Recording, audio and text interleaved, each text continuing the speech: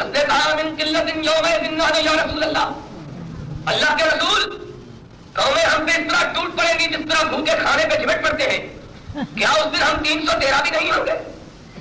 اتنے تھوڑے ہوں گے کہ قومیں ہم پہ جھمٹتی پھرے؟ آپ نے فرمایا لا بل انتم کثیر ولکنکم غثاء، کا غثاء السیل نہیں، 313 کی بات کیا ہے؟ تم اتنے لاتعداد اور بے شمار ہوگے کہ تمہیں گنا نہ جا سکے گا۔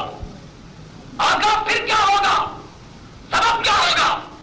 سبب بیان کیا دوسری حدیث میں، فرمایا یاتی علی الناس زمان لا یبقى من القرآن الا رسلو ولا یبقى من الاسلام الا عزلو۔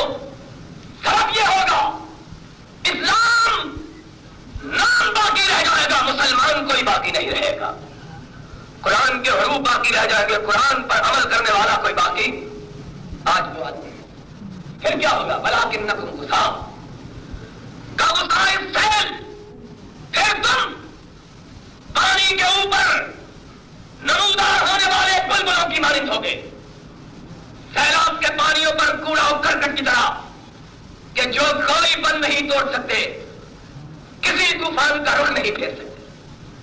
آج 1 ارب سے زیادہ، اور مسلمانوں سوچو تمہارا اسلام کہاں گیا ہے؟